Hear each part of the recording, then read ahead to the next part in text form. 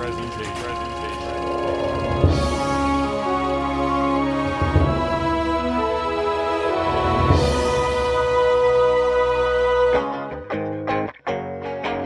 everybody, welcome back to What You Watchin', the bonus content from Cult Classics. Cameron Jones here with my co-host, Mark Nussel. Jordan Jones.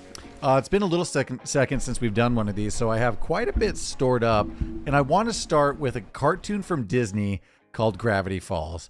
I haven't gotten so sucked into anything in quite some time. Gravity Falls. Gravity Falls. So essentially, it's almost like Disney's answer to Rick and Morty.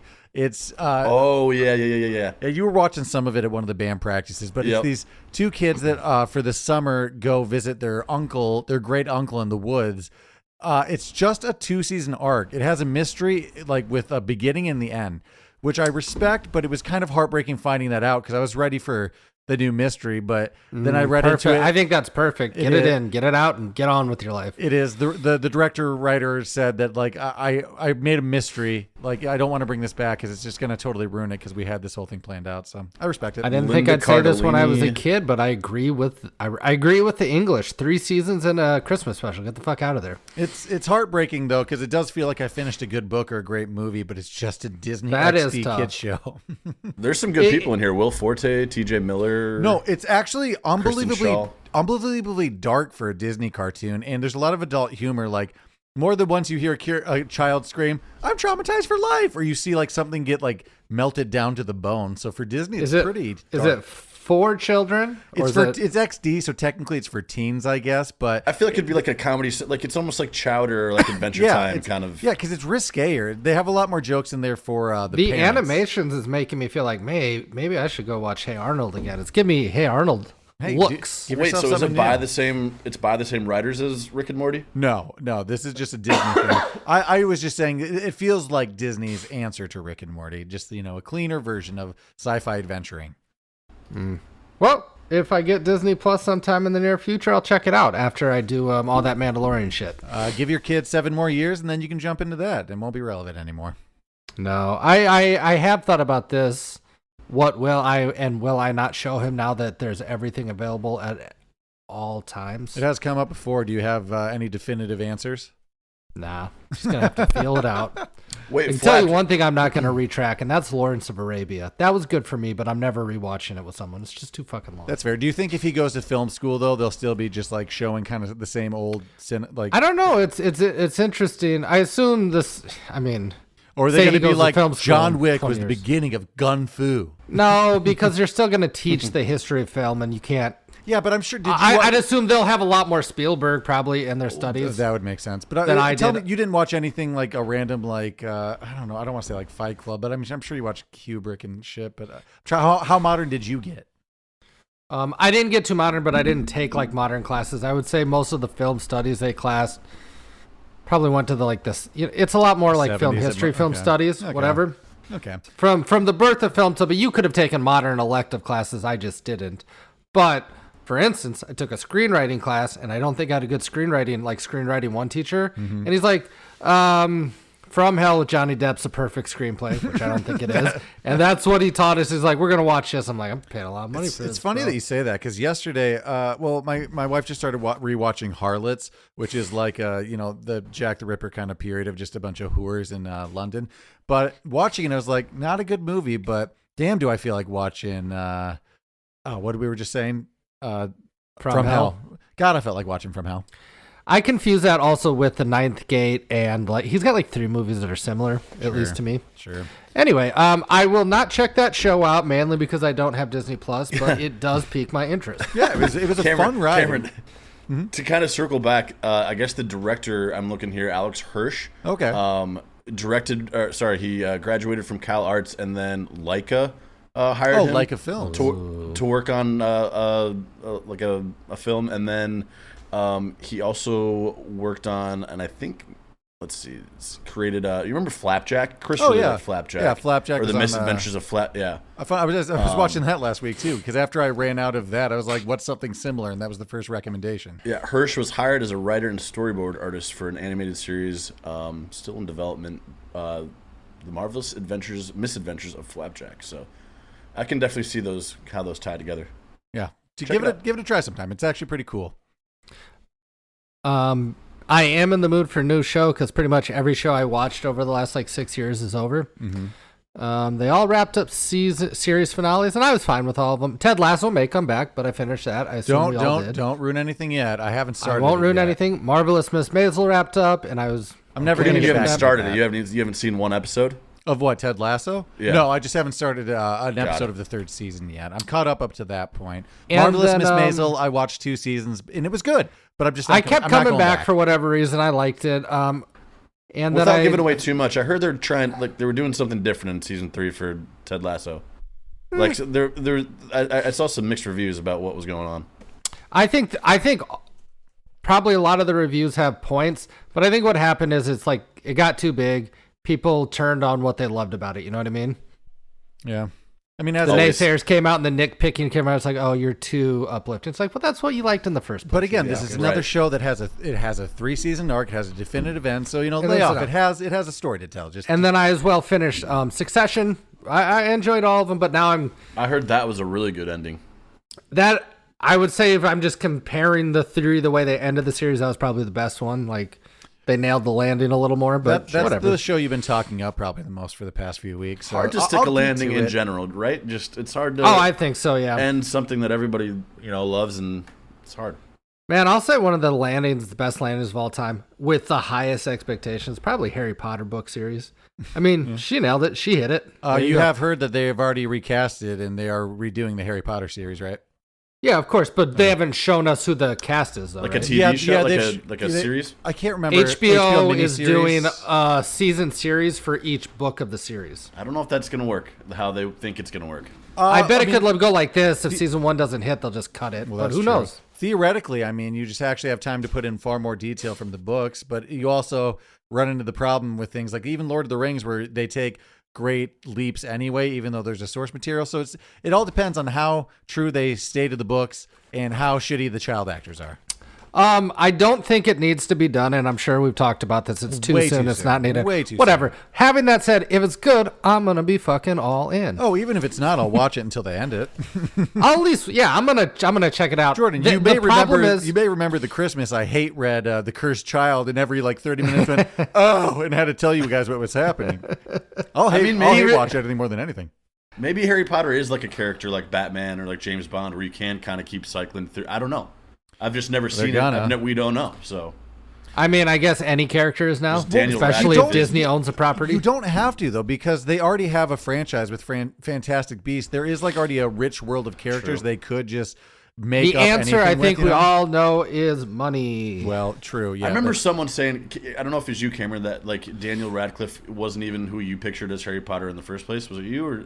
I mean, no, not at all. For sure, the scar, but I mean, I don't know, just a scrawnier. I don't think it was me, but I didn't. I agree. I don't think Daniel Radcliffe was bad. I think the problem is he's a great actor now. I think the problem because it is so soon. Because it is so soon, this new cast is going to be inevitably compared to. Yeah, true. I mean, they had some absolute smash hits. I mean, Alan Rickman played Snape. Alan Rickman. That was a complete nail. I thought you were going to say Hagrid. Hagrid was a complete nail. True. Dumbledore 1 was a complete nail with Richard Harris. McGonagall. They hit with all of those characters. But yeah, I could see a new Lupin. I could see a new Snape or Sirius. Yeah, I could definitely see some changes. But I like me some Brendan Gleeson, who played Mad-Eye Moody. But I don't think they nailed that casting. Yeah, I kind of agree with you. So I'm optimistic, but it probably will suck because it is just too soon. But apart from coming features, what have you guys been watching? Mark, you can go next.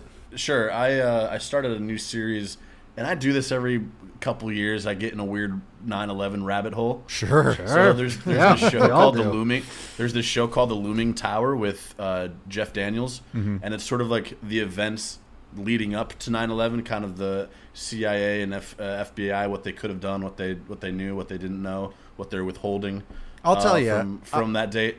It's really interesting. It's good. I love conspiracy, but that's just a heavy one for me. That's one I never dig in. That any mass shooting or just terrible it's thing hard. It's literally is it a scripted series?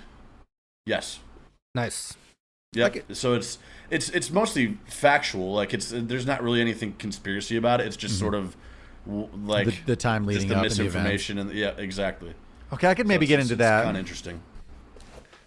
And Jeff Daniels, newsroom, he's. I mean, I do love me Jeff Daniels. He plays that type of role really well, like a politician type arc. So listen, this may not be everybody's first Jeff Daniels role, but the three of us, we're putting Newsroom up there. I like that show. We all like that show. Oh, the first two seasons are magic. Third season fizzled out, but it wasn't exactly their fault. I think they were just getting canceled. Yeah. Every like a couple years, that one it'll go viral. That clip of him giving the students a lecture. That's so good. Such a great scene. It really draws you into the series. Oh, totally. And I guess that's probably not everybody's first Aaron Sorkin, but it might be mine because I haven't seen enough Aaron Sorkin. Same. I assume it's West Wing, right? Yeah, I feel like that's most people's. Yeah. Megs went back and watched Here's what's nice about the day and age we are in now. If you want to go back and watch a show, there are only 8 to 12 episodes. For a season, maybe 10 or whatever. But if you go back and watch a network show, there's 26 episodes of fucking season. Oh, yeah, they used to pump them out. Jesus Christ, I can't It'll take you a year to rewatch Scrubs. Guys, we're never doing Sopranos either. Just give it up. But that's the beauty of something like Scrubs or Friends. That's the perfect I'm working background watch where I can miss a lot of airtime and it's fine. Yep. I'll tell you what, I haven't been watching a lot of scripted stuff, but Nicole and I have dove in real deep into Discovery Channel reality trash. Number one I want to talk about, Mermaids. Mark nailed it on the head. I haven't watched any in a while, but Jordan, if you didn't know, there is a huge global community of people that put on fins and want to be performing mermaids, and there's like 10 places in the world that are hiring and that have a tank and want you in it. SeaWorld, I assume, is one of them. Yeah, it's pretty much any big aquatic amusement park with a tank is gonna. Where's the weird one? Is there some place in like Dubai that's really doing it upright or something? No, it's more so that some of these people have their own businesses where they drag a tank into your front yard and it's just a lady. So we're getting into Tiger King territory right here. Oh yeah, there's definitely people just doing kids' birthday parties in Florida and they'll like drop you in their pool and you play with the kids, things like that. But it is a highly competitive. Let's say child's birthday party. It's, I imagine, hard to walk with a fin. They get carried in. They get carried in. They flop them. They plop them in. They typically have a pirate helper of sorts or some. This may be tough, but give me the dimensions of a tank. What are we talking about? Just like an above ground pool? Windows, a dunk tank. Okay, dunk tank situation. But I mean, the goal is to essentially get a job at like an aquarium, an amusement park. Well, really, it's that place in Orlando that has, that mermaid show. It's like that natural spring that was famous for it. That's kind of where this craze started from, like the 60s, it seems. But are we dealing with more men or women in this show? Like, mostly women, but there are merman for sure. I mean, one of the main guys on the show is like a leader in the industry of making the fins. He used to work at that mermaid park. You got to have a rockin' bod to be a merman, don't you? You got to have a six-pack. Well, you don't. It turns out there are all shapes and sizes of mermaids and man. You'll find out a prerequisite more than often, I believe, is a soul patch and a ponytail. There actually is a lot of that going on. And I haven't even seen the show, but I assume we got that rolling around. The type of people that want to dress up as mer people aren't the type of bodies you always want to see. Yeah, probably is my guess. I mean, any role play typically, but more importantly, we haven't been watching that because plumber's crack on a mermaid. Like, oh my god. Is that a human or a fish's ass poking up? Yeah, that's a human. Yeah, really ruining the illusion, bud. We've gotten real into another Discovery Channel show called Breaking Amish, and it's following these teens going to New York and trying to, break the Amish community, and it's a fun train wreck. If you guys are down, they were Amish and now they're not, like those people. Yeah. But this is straight up like this document. Isn't it called something where they get that little period of time? Rumspringa. This isn't Rumspringa. These are straight up people that are like, I have to leave and I'm going to be shunned. I'm going to totally be cut off from my family for doing this. And if I learned about potassium from Honey, I Blew Up the Kids, you know where I learned about Rumspringa? That's right, Sex Drive. I was about to say the movie Sex Drive with like Seth Green in that one scene. 100%, because I say Rumspringa like a billion times. Not too bad of a movie. But it's just, crazy seeing them try things for the first time and how fucked some... Why would they start... I mean, it's fun for the show, but New York's a lot to handle. Oh, dude, that's what I've been saying. You have that's way too much. You have to start in like Dayton, Ohio, Des Moines, Cedar Rapids, something as small as possible. Smart in a small town and go to a local bar. Yeah, that's fine too. But there's some horror stories. Like one girl, because they don't have a dental system, they just pulled all of her teeth at 19. Ooh, like my no God. Novocaine, just hand on the forehead and pliers and tore them all out. So her big Tie a string to the doorknob and just close the door. Nope, they showed really old iron, huge forceps that they just tore shit out of her mouth. And she goes to like a dentist and they're like, they can break people's jaws like that. She's like, oh yeah, that happens quite often. I'm calling a little bit of stolen valor for some of these Amish. Oh, you mean the Mennonites? You don't think that they earned it? Oh, there is one I'm Mennonite just saying- on the show. I worked, my first job was a bagger at Fairway, a local grocery store in a small town, Iowa. And I saw them roll up in like a Toyota Prius with like a Motorola yeah, Razr. they find some loopholes. There's loopholes. I found the answers through this show. One, it depends on who your bishop is. Every area has their own leader. Bishops. But most importantly, Mennonites. That's like Amish light. They can drive and use electricity and do some things. Oh, on a side note, Okay. Fairway related, I'm back in the world of fairways because I moved back to Iowa, you know? Good meat counter. Great meet. Great meat counter. In fact, there's one pretty close to me. So, like, one day I'm like, oh, I'm going to stop by. I'll grab something for us to grill, right? Mm-hmm. Yep. Just grab, like, Couple of brats. Like, just brats in my hand. That's all I got. And then I get to the register, and I forget I've got to be accompanied by a teenager on the way. And I'm like, you don't have to do that. Like, we really do. I'm like, you don't. And you're So I got transported to followed the 50s when you're in there. There's a little Yeah. little bellboy who's dressed in like an apron and a little paper hat. So God, I I got love followed out by Fairway. like Yeah, 'cause a he's like, 15-year-old no, that no. looked like an 11-year-old. He's like, no, I'm going to force you to tip me, sir. Oh, Did you tip him? no. Hell no. He didn't do anything. I mean, Yeah. you should, I suppose, if there's a lot of groceries. I don't know, but Yeah, like there's definitely times where I was putting, because I was that guy where I maybe put the case of water in there and I could tell that the lady was like, that's not where I would have put that. I felt bad though, because I'm like, oh yeah, and I was looking pretty disheveled. What do you do with like the Where guy are in the we on mid What You 30s where you're Watching? like, Yeah. what'd you say? He said, run Mermaids what to you Amish. watching. all right, I sorry. really Anyway, sidetracked in there. In John Wick It's a great news, tangent. I finally watched John Wick 4, the final chapter. I haven't done it. I will. I won't give. I mean, no spoilers, but it's obvious. I mean, they've said it's going to be the last one, so that's not a surprise. It was a fine send off. It was. I watched it with Chris, our bandmate, and we both agreed it's the best one since the first one. Oh, really? Sure, I think so. because it has a finality to it. Probably. Well, there's right? a little Is that bit. why? There's a little bit of that, but also just like there's different shots in it. There's just like they took a little like not departure, but some risks. You could tell they were kind of just doing some fun stuff, and Like it was cinematography. yeah, risks? mostly yeah, kind of. And I don't know, it was just a What I like about the first one in comparison to the sequels, it's such a small, tight world and story. But then it expands, and Yeah. some people like this, but I don't as much, to the whole, oh, now we're in different countries. Now it's just any action movie. The first one was this fun, tight revenge, just go and, not to say the other ones aren't as good. I just really, really, really like the first one. Two was okay, but then 3 got away from us. But 4 is like, okay, we were sorry about 3. Let's finish this out.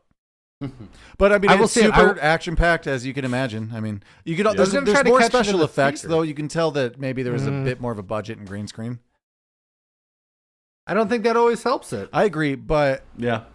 I mean, there's still a lot of him just doing hand to hand real combat. So I had a day off like a few weeks ago or a month ago on like a Friday. I'm like, oh, I'm going to go see John Wick 4. It wasn't even in theaters anymore. It just left so quick. I watched it on streaming. It was on Plex immediately, and it's like on. Yeah, like I know 3 it's different already times. on streaming, but I would have liked to see it. Do you think I should've. films are staying in theaters for a shorter amount of time? Oh, 100%. Across Yeah, the for board? sure. Oh yeah, I have Yeah. been for a couple of years now. Well, Yeah. more than a couple probably, but it was good though. Go see John Wick. I mean, now it's too late for theaters, but stream it. Just do it. Give them your money. I'll watch it sometime for sure. I just haven't yet. The big movies in the theater this summer, obviously there's a new Indiana Jones, which in my opinion, it's obviously, you can't recreate what it was, but if you're going to see it, maybe see that one in the theater because it's not going to be fun at home. The reviews I've been seeing for this one though are promising, Just like whereas whatever. people were like for Crystal Skull kind of shitting on it before it came out. I mean, Yeah, but we have such a reset of realistic expectations That's true. because of Crystal Skull. well, that and also I feel like just with the new Star Wars franchise and all these other reboots, I feel like Sure. there Is is. it still Indy? Is it still Harrison? yeah, it's him. 80-year-old Harrison Ford. See, I think we could see a new whatever, the nephew or the grandson or something. They do do. Indiana Jones It's his stuff. like granddaughter or something. Or Okay. This kind of brings me up to a movie I watched over the weekend. We were just trying to find something to watch. Megan and I watched a movie called Do Revenge. It's a Netflix original movie. Came out in 2022, right? Sounds like something I'd but like. it's essentially, it's just an homage movie to all the 90s teenage movie classics we watched. That sounds great. It's just a straight adaptation, like a new telling of it, but like just like a 90s teen movie, much like it feels like it's last summer Scream. A little bit of that, but it feels like it takes more from Easy A, Mean Girls, Okay. 10 Things I Hate About You, that type of teenage movie. But what my point is, one, I liked it. It was enjoyable. But you can remake classics, but just take a new spin on it. You don't need to be Indiana Jones. Just make an Indiana Jones movie, call a new character, and do like a fucking action-adventure movie. That's why The Mummy, The one thing I am optimistic for and maybe hesitant because the CGI could be bad is there's been a lot of shots of like CGI AI young Harrison Ford, so it seems like we're going to be having flashbacks and trying to tie in maybe some. The one big thing is I heard it's got a lot of special effects, but I heard he did this like really long practical scene on a horse, which is pretty cool. Like he actually rode the horse. Well, they won't let him in planes anymore. He has to risk his life somehow, Jordan. Yeah, he's like, I could die in a horse. You put me on the horse. I could end Give this. me back my plane. Do Revenge sounds good though. You said it's a Netflix original. Yeah, I think it's enjoyable. I didn't know a lot of the actors, but it's got let's see who the cast is. It's starring Camila Mendes, who I don't know, but it's got Maya Hawke as well, from like Stranger Things and that stuff. But anyway, it was enjoyable if you're in the mood for that type of movie. What I do want to see, and I'm going to try to squeeze into the theater if I have time, I want to see the Spider-Man, the new one, the Spiderverse one. I'm sure it's going to be awesome. That's been out for a second, right? Into the Spiderverse. It's probably been out for 3 weeks, but Nicole and I were talking about a movie, and that was up there. We were also talking about Burt Kreischer's The Machine. It's been getting really good reviews, actually. It's been doing well. Who plays him? I think it's... Oh, yeah, I forgot. Who plays Burt? Burt plays Burt. Oh, does he? He's okay. Yeah, he's just starring in it. His dad is Mark Hamill. True. To get another Star Wars tie in there. The Flash, I've heard, is very good. There's a new Transformers movie too that I heard is okay. I just got to say, spoiler. The only reason I might really want to see the Flash, Michael Keaton. Of course, that's Michael why anybody Keaton, wants to see it. But I guess there's also a very slight cameo of Nicolas Cage Superman with the long hair that never happened. Oh, like did they CGI him up, or is he Nicolas Cage now? I heard it's maybe just like they're going through a portal and there's like a flash of him, like I don't know if he's involved or not, but I just want to see him doing something with the long hair. I'll tell you what movie I would take to you if I was still taking to your birthday movies in Chicago. We'd be seeing Christopher Nolan's Oppenheimer in a couple weeks, Cameron. Oh, just checking it out. Unfortunately, not unfortunately, but I've been listening to a lot of Last Podcast, and they're doing a big series right now on the nuclear bomb, but they've kind of been shitting all over the Oppenheimer movie. My God. To like coincide. Little warning. We have different, it doesn't need warning. It's mine. It does when I don't edit the podcast ever. It's like he doesn't listen to the show. It's crazy. I don't listen to these Honest ones to as much. God, That was stunning. Sorry, 23 minutes, 22 minutes. Nope. She stays in. Sorry, I just, well, this will get into Urban Hermit, but it's because of the goddamn smoke from Canada. Coughing us all out. I can't fucking breathe right now, okay, guys? Goddamn. All I have left is I want to start watching the new season of Always Sunny, even though I'm skeptical. It's just been... I'm just so far behind. What do you think they got left? How many in there? I don't know. I think they just need to hang it up. They're all doing different things, and they've been doing different things for a while. Yeah, it's just not really the same. And that's coming from Mark, who is the Sunny fan in the group, in the band. I'm a huge Sunny fan. I like him. This is The Bear season 2. I want to start watching The Bear season 2. Yeah, Megs and I were going to start that last weekend, but we didn't. Okay, I did watch The Bear, and Mark's already talked about it, so I'll just briefly touch on it. I do like it. It's good for character development, and like they have good monologues and storytelling, but it is a little slow. And super slow. And how they depict like. Okay, the whole plot is like he wants to, bring fine dining to like a Chicago sub place. But the way he's running a restaurant is Italian beef place, I believe. Yeah, exactly. But is like totally not how any restaurant in Chicago like that would run. They're getting their shit sent in. They're getting it just like warmed up in the morning. It's a little unrealistic. Which Bayless is the chef? Is it Rick Bayless or Skip Bayless is sports, right? And Rick Skip Bayless is sports. Okay, well, so he had this, I don't know, it was like town hall meeting or press conference or something about, not about the show itself, but he mentioned that the Bear, he thought, took professional cooking like back 20 years because oh really? Who's gonna want to, like, in that environment? Who's gonna want to be a chef? This is a profession, And like, that's a little extreme. Like, hey, bro, watch any chef movie or Hell's Kitchen. They all suck. It's the worst. Nobody wants. You me went through that too. Chef. You probably smoked outside, in the never back, depicted and did great. coke and. No. Watch the menu. That's what gets people back working in kitchens. Am I right? I didn't know what the fuck that movie was about, and then I watched it. I'm like, I don't think this is a cooking movie. I thought it was going to be like one of those, like, oh, this is an overbearing chef, which there was that character, but it was so much more. The Bear with Me, I was fine with season 1. I like that actor. I can't think of his name. I still call him. Yeah, I can never Gallagher, remember. and I apologize. But I think we're a little biased just given the location. I think that's true, and now essentially, stuff. Since I'm so removed, like now I'm nostalgic for Chicago, so yeah, because I don't live there anymore. So I want to watch it. I'm like, oh yeah, I used to live there. I will say season 2 so far is a little slow going, but still some good character development, good monologue still. The last one I have on my list, I've only watched one episode so far. I think it's also a Netflix original, Brand New Cherry Flavor.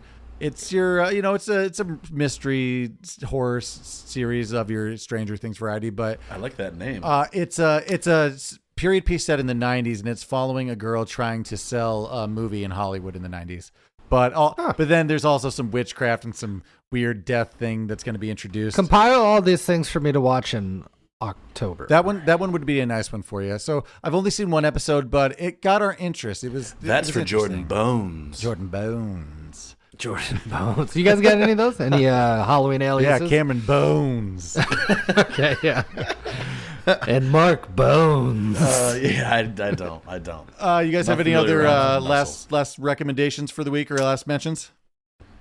I don't. Because it's summertime television and everything drops off. Megan watches a bunch of writer strike. Megan watches a bunch of weird shows. She's not really into, but there's I don't know what network it's on.